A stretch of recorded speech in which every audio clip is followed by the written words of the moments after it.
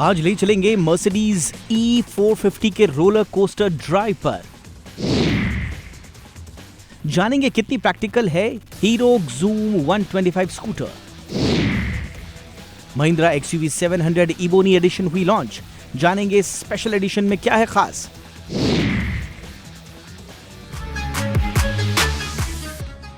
नमस्कार दोस्तों, स्वागत है आपका आपके फेवरेट शो जिग्निशन में। भारत का लग्जरी कार सेगमेंट तेजी से बढ़ रहा है और इसी के साथ लॉन्ग व्हील बेस वाली गाड़ियों के लॉन्च होने का चलन भी तेजी से बढ़ रहा है। इसी क्रम में हम आज आपको लेकर चलने वाले हैं मर्सिडीज ई क्लास के लॉन्ग व्हील बेस वर्जन के रोलर कोस्टर टेस्ट ड्राइव पर। बताएंगे इसमें क्या कुछ खास मिलता है। कोविड के बाद से लग्जरी कार सेगमेंट काफ़ी तेज़ी से ग्रो हुआ, वहीं पर 1 करोड़ के ऊपर आने वाली गाड़ियां, उनकी सेल्स और डिमांड काफ़ी तेज़ी से बढ़ी। और ऐसा इसलिए है क्योंकि कोविड के बाद से लोगों ने जीना सीख लिया। उनको ये लग रहा है कि अब जो कुछ है यही है। इसका जो पूरा फ़ायदा है लग्जरी कार मेकर्स तेज़ी से उठा रहे हैं और ढेर सारे ट्रेंड्स भी आप देख सकते हैं पिछले कुछ सालों में, जैसे कि ईवी कल्चर। 2 साल के अंदर ढेर सारी लग्जरी सेगमेंट में इलेक्ट्रिक व्हीकल लॉन्च हुई हैं और एक नया ट्रेंड और बन रहा है लॉन्ग व्हील बेस वर्जन। इस वक्त मेरे साथ है मर्सिडीज़ की ई क्लास, अपने नए अवतार में है, लॉन्ग व्हील बेस वर्जन में है। लॉन्ग व्हील बेस, जिसको नहीं पता उसको मैं बता दूं कि ये जो फ्रंट की टायर है और जो रियर के टायर है, दोनों के बीच की जो डिस्टेंस होती है वो लॉन्ग व्हील बेस वर्जन में बढ़ जाती है, जिससे ये सेडान कार और भी लंबी होती है, रोड प्रेजेंस अच्छा होता है, बोल्ड होते हैं और जो रियर में बैठने वाले पैसेंजर हैं उनको भी अधिक लेग स्पेस मिलता है, जिससे वो ज़्यादा कंफर्ट महसूस करते हैं। ये जो कार है पहले से कितनी हो गई है एडवांस, इसके बारे में जानते हैं और ये भी जानते हैं कितनी है ये वैल्यू फॉर मनी।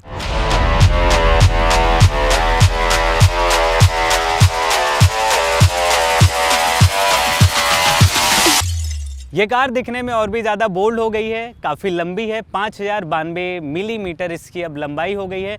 वहीं पर इसकी जो चौड़ाई है 1880 mm की और इसकी जो हाइट है, यानी कि जो ग्राउंड क्लियरेंस से ऊपर तक की जो इसकी हाइट है वो है 1493 मिलीमीटर। और वहीं पे जो सबसे ज़्यादा चर्चा का विषय है लॉन्ग व्हील बेस है, तो कितना इसका बेस एक टायर से दूसरे टायर तक जाता है, तो उसकी जो डिस्टेंस है वो है 3094 mm। वहीं पे कार के अंदर काफ़ी हसल फ्री आप एंट्री कर सकते हैं फ्लैश डोर हैंडल द्वारा, जो कि क्रोम एलिमेंट से लैस है।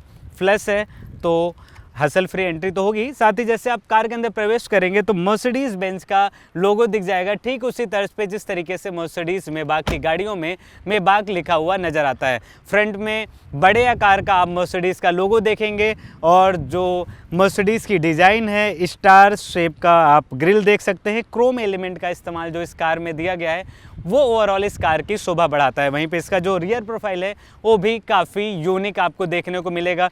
पीछे से दिखने में ये कार काफ़ी बोल्ड स्टैंस को रिप्रेजेंट करती है, लग्जरी को डिफाइन करती है और जो क्रोम एलिमेंट का इस्तेमाल किया गया है वो भी इस कार को काफ़ी इन्हेंस करता है इसके ओवरऑल लुक को। खास तौर पे इसका जो एग्जॉस्ट नोट है वहाँ पे यूज़ किया गया क्रोम एलिमेंट। वहीं पर इसकी जो रियर LED लाइट है वो स्टार शेप में नज़र आएगी, जो कि दिखने में काफ़ी यूनिक है। ये तो रही इसके लुक एंड डिज़ाइन की बात। अब चलते हैं इस कार के इंटीरियर में और जानते हैं कि इस कार का इंटीरियर कितना है एडवांस।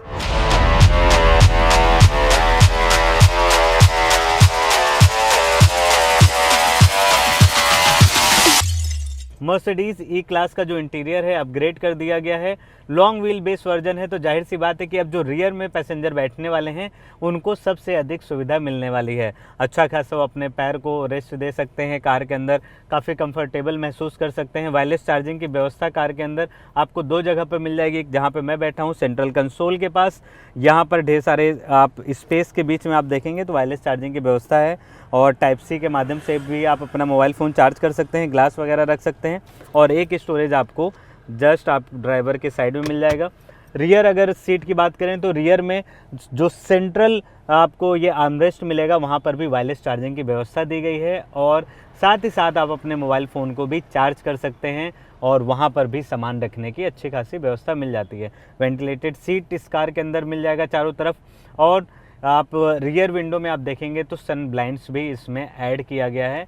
पिछले जो नियमित मॉडल है उसके तुलना में देखा जाए तो ये अधिक एडवांस, स्पेसियस और कंफर्ट वाइज है। फ्रंट सेंट्रल में देखेंगे तो 14 इंच के आपको इंफोटेनमेंट सिस्टम मिल जाएगा। MBUX सॉफ्टवेयर जो मर्सिडीज़ की हर एक गाड़ियों में आप देखते हैं वो इसमें भी मिल जाता है, जिसके अंदर आप लाइव स्ट्रीमिंग कर सकते हैं, लाइव म्यूज़िक स्ट्रीमिंग कर सकते हैं, गेम खेल सकते हैं, स्पॉटिफाई, अमेजॉन जैसे डिफरेंट आप ऐप को भी यहाँ से एक्सेस कर सकते हैं। एक नई चीज़ जो ऐड हुई है वो है फ्रंट में आप देखेंगे तो एक कैमरा लगा हुआ है जो सेल्फी कैमरा है, वीडियो कैमरा है, यानी कि अगर आप किसी मीटिंग में जा रहे हैं तो आप अगर वीडियो कॉल के माध्यम से मीटिंग अटेंड करना चाहते हैं तो कार को साइड में लगाइए और कार के अंदर बैठे बैठे इस कैमरे की मदद से आप वीडियो कॉन्फ्रेंस कर सकते हैं और आप किसी मीटिंग में शामिल हो सकते हैं। वहीं पे साइड में भी आप जो पैसेंजर फ्रंट सीट पैसेंजर जो हैं उनके लिए भी 12.1 इंच का एक इंफोटेनमेंट सिस्टम मिल जाता है, टच स्क्रीन, जिसके माध्यम से वो कार के ढेर सारे फीचर्स का आनंद ले सकते हैं, चाहे वो सीट को एडजस्ट करना हो, मसाज फीचर का एक्सेस करना हो, एम्बिएंट लाइटिंग का कलर चेंज करना हो आदि। ढेर सारे टेक लोडेड फीचर्स से लैस है मर्सिडीज़ ई क्लास लॉन्ग व्हील बेस। वहीं पे चलिए आपको मैं बताता हूँ ये कार कितनी सेफ़ है और इसमें जो पावर आउटपुट है वो क्या क्या है।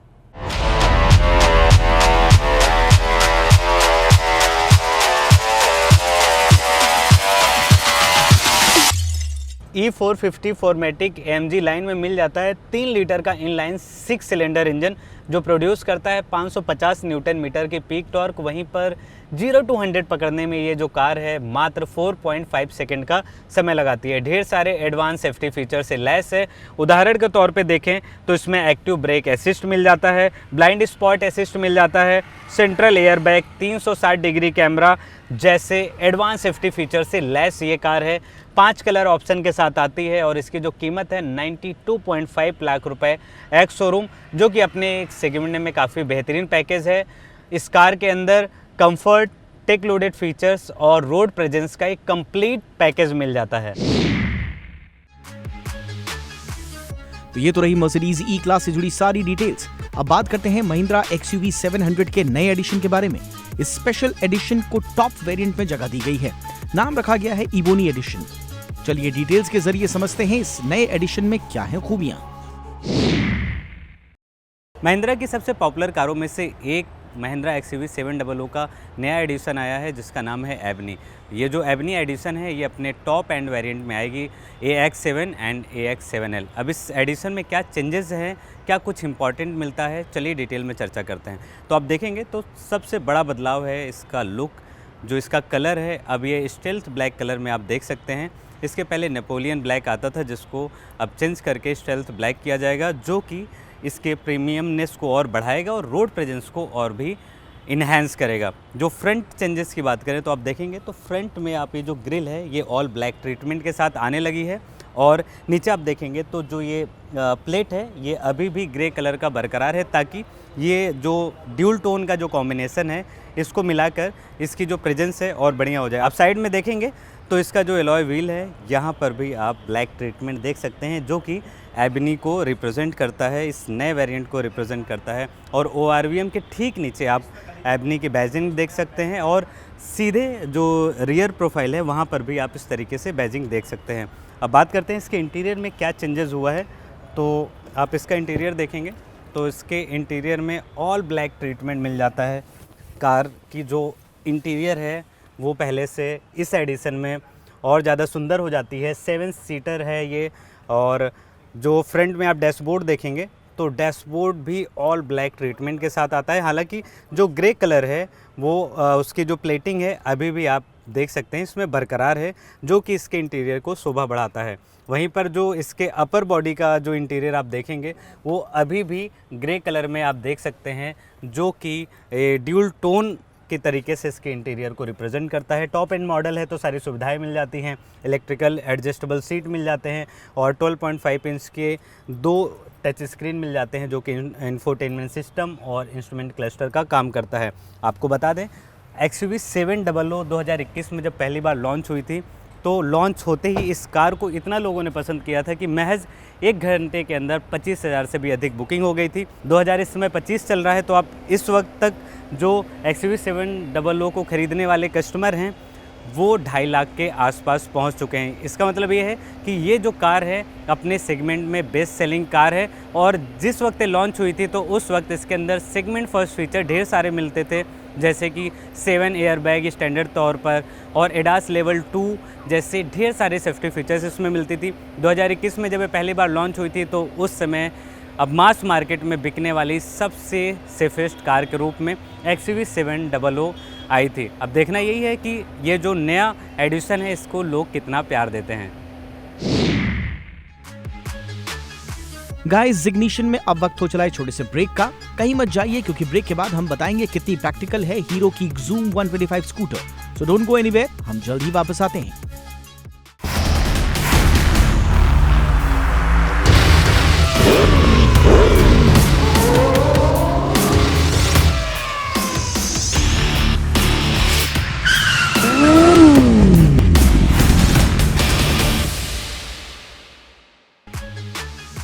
वैसे तो 125 सीसी सेगमेंट में कई टू व्हीलर्स भारतीय बाजार में मौजूद हैं। अगर आप भी 125 सीसी में नया स्कूटर खरीदने का प्लान बना रहे हैं तो आपको हीरो Xoom 125 को भी एक बार जरूर चेक करना चाहिए। इस स्कूटर के साथ कैसा रहा हमारा राइडिंग अनुभव, आइए टेस्ट राइड के माध्यम से समझते हैं। सो फ्रेंड्स, आज हमारे साथ है Xoom 125। 125 सीसी सेगमेंट में आने वाले इस स्कूटर में क्या कुछ है खास, कौन कौन सी एडवांस सुविधाएं मिलती हैं, राइड कंफर्ट कैसा है, चलिए डिटेल में जानते हैं।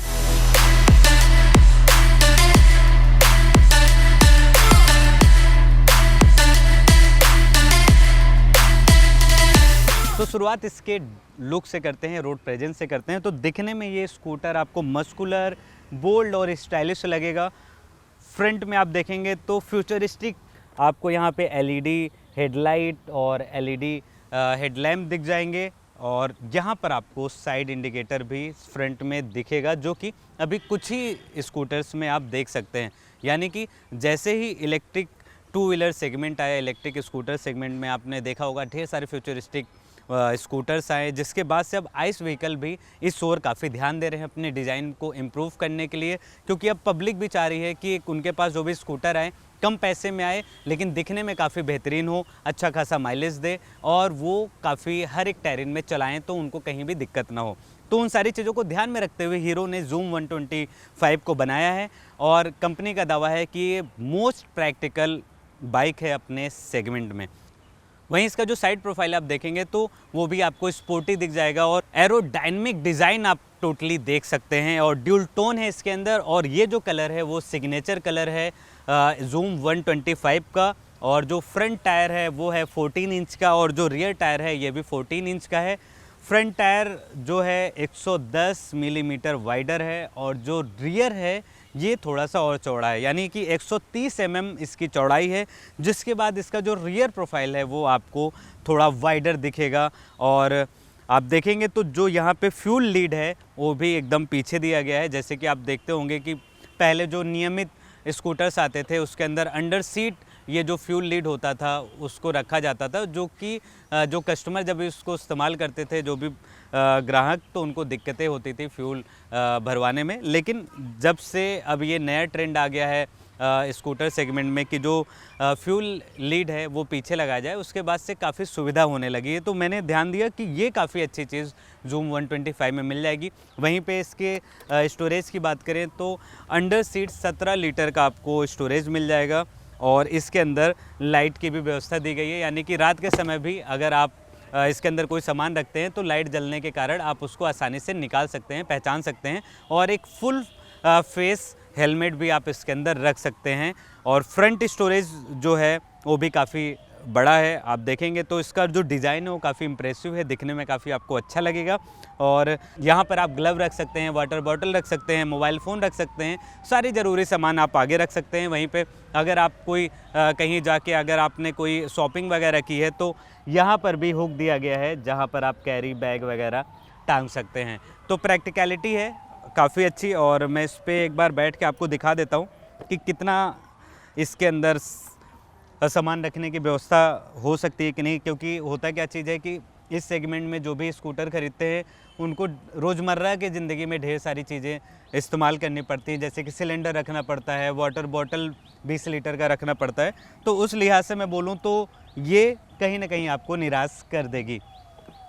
अब फीचर्स की बात करते हैं तो आप देखेंगे Xoom 125 में फुली डिजिटल इंस्ट्रूमेंट क्लस्टर मिल जाएगा और इसके अंदर आप रियल टाइम में देख सकते हैं कि कितना समय हो रहा है और कितनी स्पीड में आपकी स्कूटर चल रही है और कितना इसके अंदर फ्यूल बचा हुआ है, और साथ ही साथ ब्लूटूथ कनेक्टिविटी से लैस है, जहां पर मोबाइल फ़ोन, SMS, अलर्ट सारी चीज़ें यहाँ पर आप देख सकते हैं। और जो प्लस पॉइंट है वो है टर्न बाय टर्न नेविगेशन का। ये सुविधा भी 125 सीसी सेगमेंट में आने वाली Xoom 125 में मिल जाएगी। 125 सीसी सेगमेंट में आती है ये स्कूटर और इसके अंदर मिल जाता है 10.4 न्यूटन मीटर की पीक टॉर्क। और कंपनी का दावा है कि 0 to 60 की रफ्तार पकड़ने में ये जो स्कूटर है महज 7.6 सेकंड का समय लगाती है। इस स्कूटर को मैंने सिटी में चलाया, लगभग 60-70 किलोमीटर तक चलाया है, जहां पर मैंने पाया कि सिटी में भीड़ भाड़ वाली जगह पर इसका जो टर्निंग रेडियस है वो काफ़ी हेल्प करेगा आपको किसी भी तरीके से वहाँ पे जिग-जैग करके निकलने में।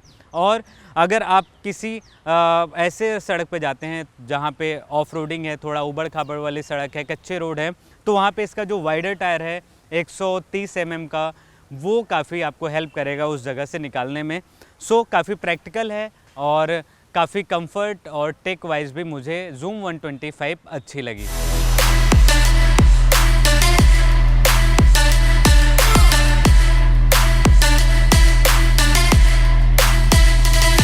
तो अब सवाल उठता है कि इस स्कूटर को ख़रीदना चाहिए या फिर नहीं। तो अगर आपका बजट 1 लाख रुपए के अंदर है और आप एक अच्छी गुड लुकिंग स्कूटर की तलाश कर रहे हैं जो काफ़ी प्रैक्टिकल भी हो, जिसके अंदर ढेर सारे कंफर्ट और एडवांस सेफ्टी फीचर्स हों, तो आपको ये जो स्कूटर है वो फ़ायदे का सौदा हो सकता है, एक आपके लिए विकल्प हो सकता है। हालांकि जो 125 सीसी सेगमेंट है काफ़ी वाइडर है, ढेर सारे राइवल्स हैं। सो आप जब भी खरीदने जाते हैं तो इसका टेस्ट ड्राइव तो लें, साथ ही साथ इसके राइवल के बारे में भी ज़रूर जांच पड़ताल करें।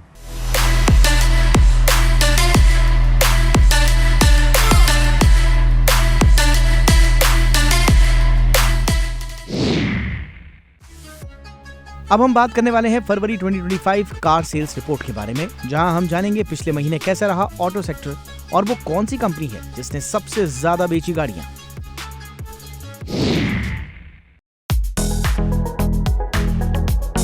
फरवरी महीने में वाहनों की बिक्री में 7% गिरावट देखने को मिली। Federation of automobile dealers association FADA के मुताबिक पिछले महीने फरवरी 2025 में कुल 18,99,196 वाहन बिके, जबकि पिछले साल इसी अवधि में यह आंकड़ा 20,46,328 यूनिट था। इस अवधि के दौरान पैसेंजर व्हीकल सेगमेंट की रिटेल बिक्री में भी 10% गिरावट दर्ज की गई। फरवरी महीने में 3,03,398 यूनिट्स पैसेंजर गाड़ियों की बिक्री दर्ज की गई। वहीं दो पहिया वाहनों की बिक्री भी 6% घटकर 53,280 यूनिट्स रही। मारुति सुजुकी ने 1,18,149 यूनिट्स की बिक्री दर्ज की, जिससे 38.94% मार्केट शेयर के साथ पहले नंबर पर बरकरार है। Mahindra and Mahindra 13.15 market share के साथ दूसरे नंबर पर पहुंची। कंपनी ने फरवरी में 39,889 यूनिट्स गाड़ियों की बिक्री दर्ज की। वहीं तीसरे नंबर पर 12.75% मार्केट शेयर के साथ टाटा मोटर्स ने पिछले महीने 38,696 यूनिट्स गाड़ियां बिक्री करने में कामयाबी हासिल की।